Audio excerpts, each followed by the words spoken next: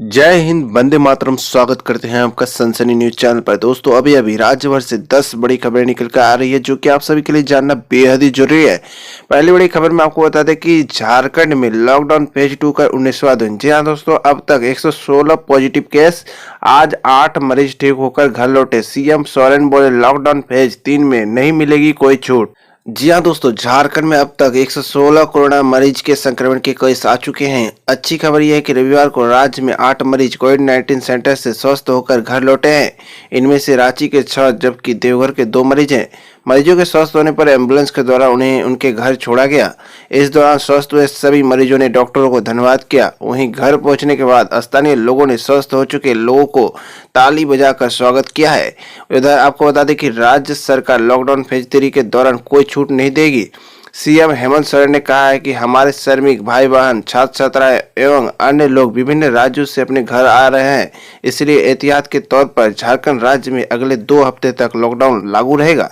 केंद्र सरकार द्वारा लॉकडाउन में छूट को लेकर दिए गए निर्देश फिलहाल झारखंड में लागू नहीं होंगे। आपको बता दें कि रविवार को एक स्पेशल ट्रेन कोटा से छात्रों को लेकर धनबाद स्टेशन पहुंची है। ट्रेन में धनबाद और इसके आसपास के जिले के छात्र सवार थे। आपको बता दें कि धनबाद स्टेशन पहुंचने के बाद छात्रों की थर्मल स्क्रीनिंग की गई है और सोशल डिस्टेंस का पालन करते हुए बसों तक पहुंचाया गया है। बस में भी छात्रों को सोशल डिस्टेंस के तहत बैठाया गया, फिर उन्हें उनके घर भिजवाया गया। स्वास्थ्य विभाग और प्रशासन की ओर से एहतियातन छात्रों को 14 दिन के होम क्वारंटाइन में रहने को कहा गया है।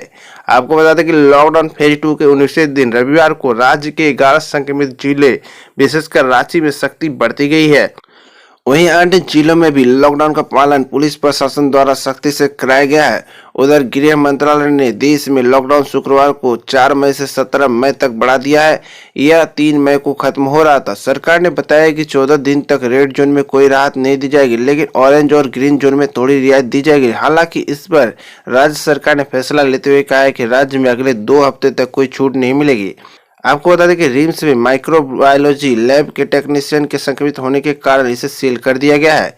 4 मई तक सैंपलों की जांच यहां नहीं होगी। आपको बता दें कि जांच के लिए सैंपल जमशेदपुर के एमजीएम हॉस्पिटल और इटकी के टीबी सेंटर भेजे जाएंगे। स्वास्थ्य विभाग के आदेश के अनुसार 4 मई तक रांची, पूर्वी पश्चिमी सिंहभूम, सरायकेला और रामगढ़ के सैंपल की जांच जमशेदपुर में होगी। वहीं इटकी आरोग्यशाला में गुमला, पलामू, गढ़वा, खूंटी, लोहरदगा, लातेहार और सिमडेगा जिले के सैंपल की जांच होगी। इटकी में जांच क्षमता कम होने से सैंपल जमशेदपुर भेजे जा रहे हैं। आपको बता दें कि रांची राज्य के रेड जोन में शामिल जिले में 84 लोगों में कोरोना संक्रमित की पुष्टि हो चुकी है। इनमें 50 से ज्यादा हॉटस्पॉट हिंदीपीढ़ी से है। हिंदीपीढ़ी एवं सटे इलाकों की हेल्थ स्क्रीनिंग फिर से शुरू हुई है। मेडिकल टीम घर घर जाकर स्क्रीनिंग कर रही है। डीसी राय महिमापत रे ने बताया है कि 6 मई तक यहां स्क्रीनिंग का लक्ष्य रखा गया है। वहीं आपको बता दें कि बोकारो जिले में अब तक 10 कोरोना संक्रमित मिल चुके हैं, जिनमें एक की मौत हो चुकी है। 6 लोग स्वस्थ होकर घर लौट चुके हैं। शनिवार को जिले में कुल 29 लोगों के सैंपल जांच के लिए भेजे गए।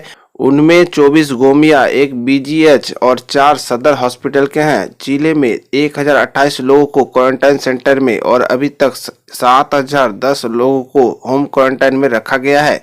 अब बात करें धनबाद जिले में, तो अब तक मिले 2 संक्रमित मरीज स्वस्थ होकर घर लौट चुके हैं। शनिवार को धनबाद में 2 मृतक समेत 97 संदिग्ध का स्वाब लिया गया।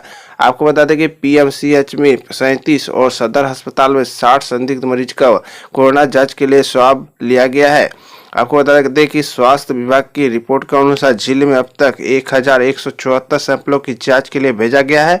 इनमें 915 सैंपलों की जांच की जा चुकी है। वहीं 259 सैंपल की रिपोर्ट पेंडिंग में है।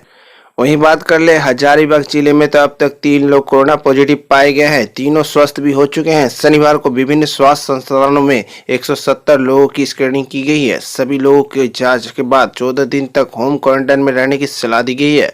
वहीं कोडरमा की बात कर ले तो डेडिकेटेड कोविड हेल्थ केयर अस्पताल होली फैमिली में भर्ती गिरिडीह जिले के राज धनवार थाना अंतर्गत जहानाडीह निवासी युवक की दूसरी बार भेजी गई सैंपल नेगेटिव आई है।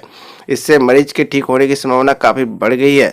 मरीज को गत 6 अप्रैल को कोरोना के संदिग्ध मरीज के रूप में सदर अस्पताल स्थित आइसोलेशन बोर्ड में भर्ती कराया गया था। साथ ही 9 अप्रैल को इसका सैंपल जांच के लिए रिम्स भेजा गया था, जहां से 11 अप्रैल को रिपोर्ट पॉजिटिव आया था।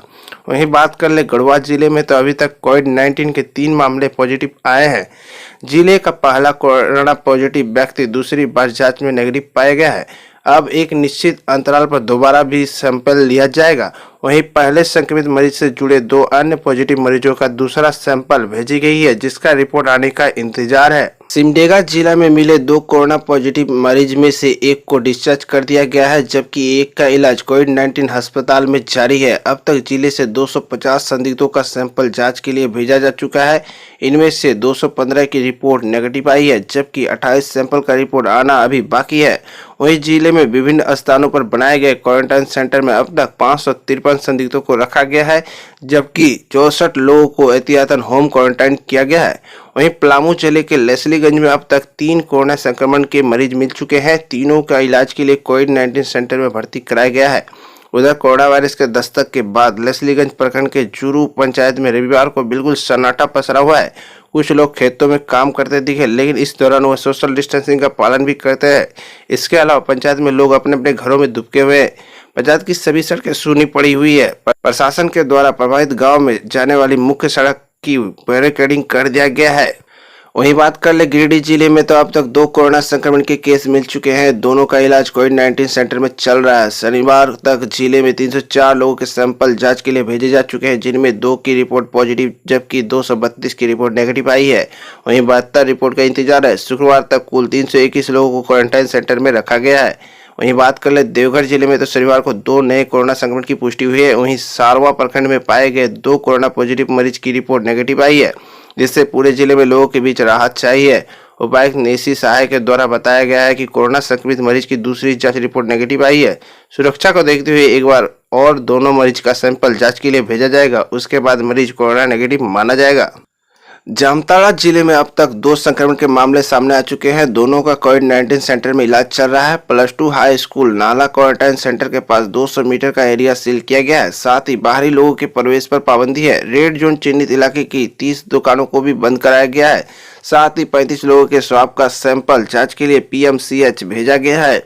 वहीं बात करें, राज्य में अब तक 4 लोगों की मौत हो चुकी है। रांची के 3 और जबकि बोकारो के 1 मरीज की मौत हो चुकी है। यहाँ पर आपको बता दें कि राज्य में स्वस्थ हुए 29 मरीज। यहाँ पर आपको बताएं कि रांची में 13 और बोकारो में 6, धनबाद में 2, हजारीबाग में 2, देवघर में 2, सिमडेगा के 1, जबकि राज्य के अन्य जिलों से संक्रमित मरीजों में 3 मरीज स्वस्थ हो चुके हैं। अगली बड़ी खबर में आपको बता दें कि स्वास्थ्य विभाग 1 lakh antibody rapid test kit खरीदेगी। जी हाँ दोस्तों, इसकी प्रक्रिया प्रारंभ कर दी गई है।